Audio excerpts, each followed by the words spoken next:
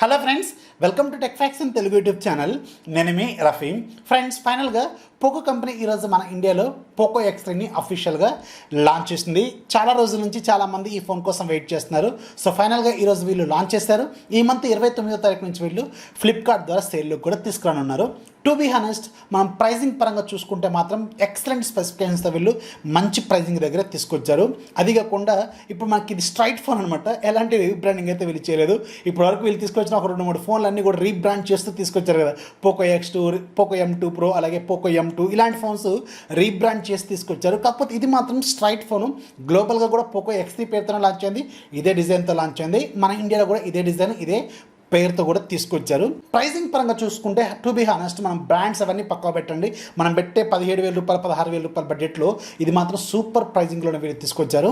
ఇక దీంట్లో technical specification డీటెయిల్స్తో ఒకసారి వెళ్తే మాత్రం దీంట్లో 6.67 ఇంచెస్ ఫుల్ HD ప్లస్ రిజల్యూషన్తో IPS LCD డిస్ప్లే ఉంటుంది. ఇది మనకి సైడ్ మౌంటెడ్ ఫింగర్ ప్రింట్ సెన్సార్తో వస్తుంది.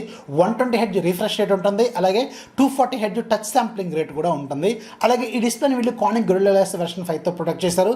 అలాగే బ్యాక్ సైడ్ మనకి ఒక పోకో డిజైన్ అని పోకో బ్రాండింగ్ చాలా పెద్దగా మంచి టెక్స్చర్ ఫీలింగ్తో మంచి గ్రిప్ వచ్చేలాగా వీళ్ళు తీసుకొచ్చారు.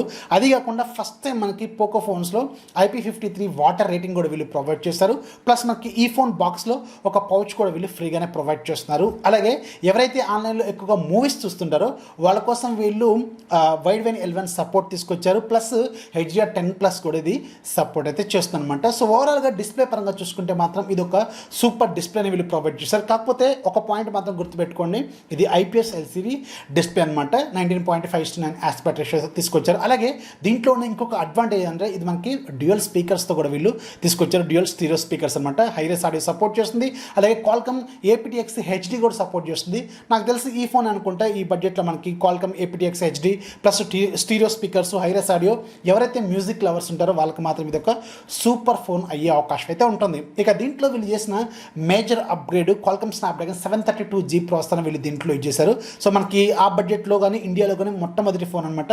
ఈ ప్రాసెసర్తో లాంచ్ అయిన ఎక్సలెంట్ ప్రాసెసర్తో వీళ్ళు తీసుకొచ్చారు.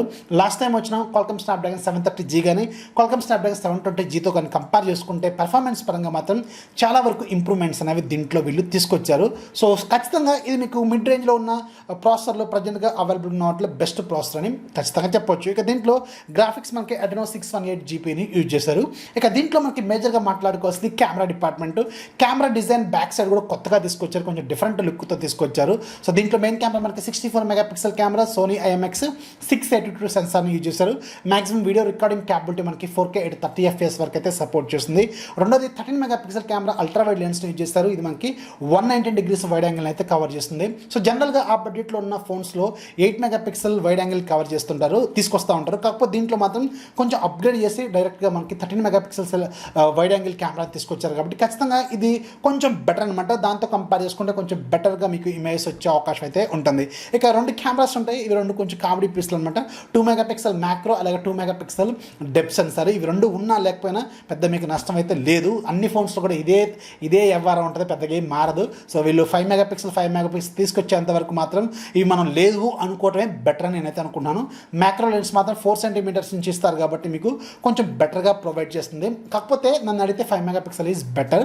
So when compared with 2 megapixel into 2 megapixel అదంతా వదిలేయటమే బెటర్ అని నేనైతే అనుకుంటున్నాను. ఇక ఫ్రంట్ సైడ్ మనకి మిడిల్లో పంచోల్ కెమెరా ఉంటుంది. 20 మెగాపిక్సెల్ సెల్ఫీ కెమెరాని దీంట్లో వీళ్ళు యూజ్ చేశారు. ఇక ఇది మనకి Android 10 out of the box వస్తుంది. MIUI 12తో వస్తుంది. సో ఇది out of the box MIUI 12తోనే వస్తుంది. 6000 mAh బ్యాటరీ ఉంటుంది.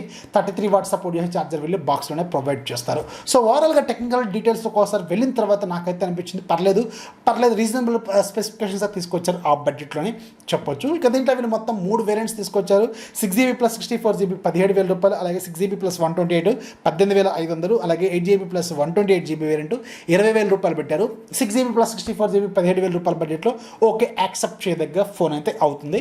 సో ఇది మీకు 29వ తారీఖు నుంచి సేల్లోకి రానుంది. దీంట్లో 2 కలర్స్ తీసుకొచ్చారు, ఒకసారి చెక్ చేయండి. బ్లాక్ అలాగే బ్లూ లాగా ఉంది.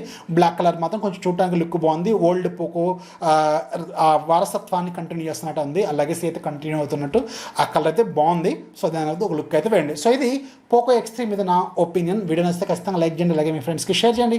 మన ఛానల్ ఎప్పుడు సపోర్ట్ చేస్తున్నాడు. This is Rafi signing off. జై హింద్.